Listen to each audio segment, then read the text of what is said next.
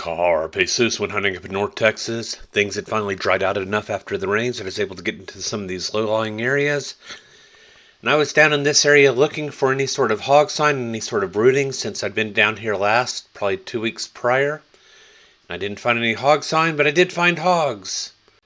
These hogs definitely knew I was there. This first hog is the one that came out of the woods first, took notice of me, made some noise. Some of the other hogs then came out after it. Normally that would be the hog that I would start off with, but things just did not work out this way. Here we go. Alright, outside of the truck, engine's running.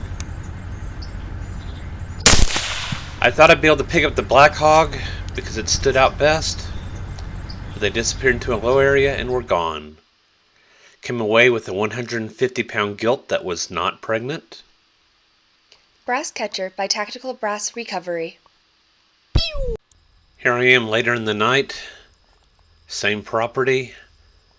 I'm up by my big rock, which is at the top of the hillside, watching these hogs come in. Getting a look at them with my Super Yoter LRF from Bering Optics. And tonight I'm going to be shooting a TX-15 multi-purpose carbine enhanced from Lone Star Armory. And I'm going to be shooting some Sierra tipped Game King bullets, loaded by Dreadhill Armory in the Starline Brass.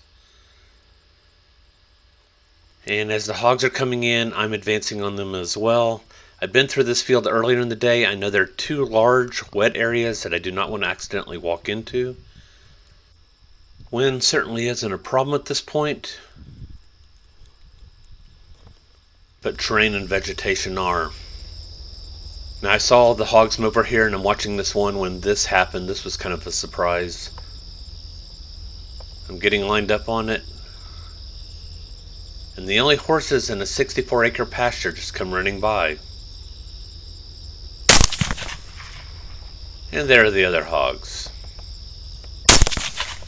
That sounded like a connection, but she does not go down. The second shot also connects. It's a Texas heart shot. And I pick her up here. And that one gets too far over towards the landowner's house.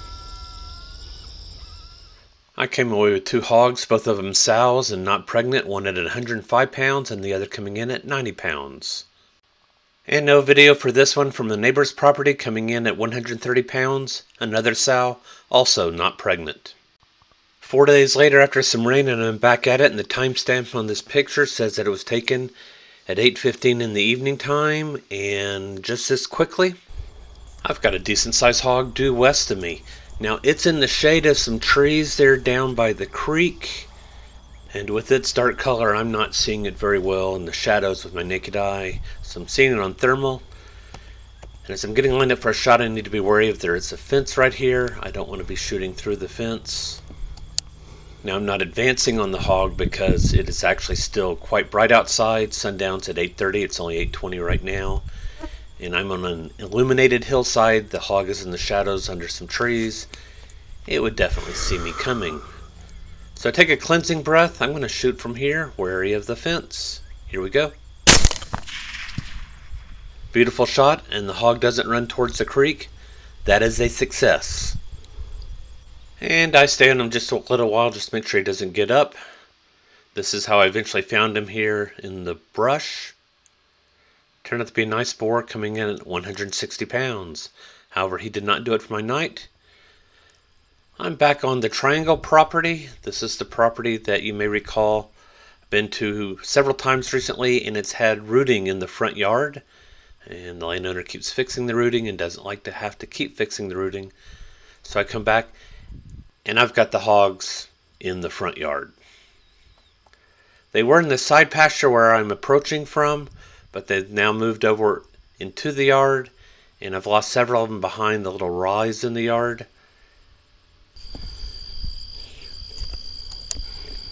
And the hogs on the left I can't shoot because of how they're oriented over the horizon, and I can't see what's behind them. However, there's one hog going down the hillside, and it's going to get to a point where it's open behind it, and I'm going to have a clean view. Clean, that's going to be relative.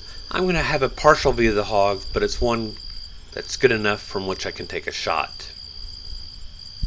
Alright, I'm going to line up right at ground level.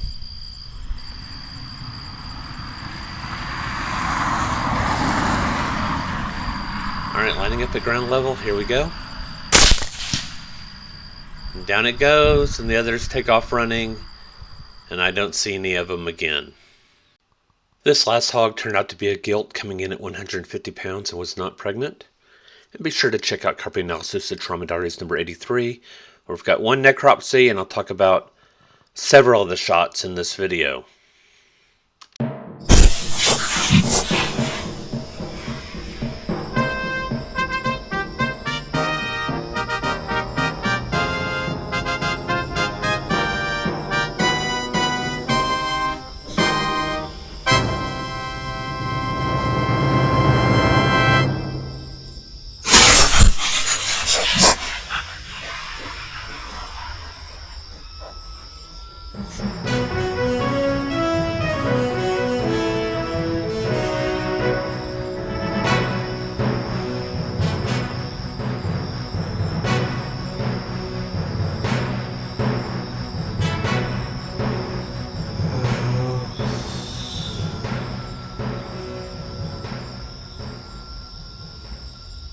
Carpe sus, my friends.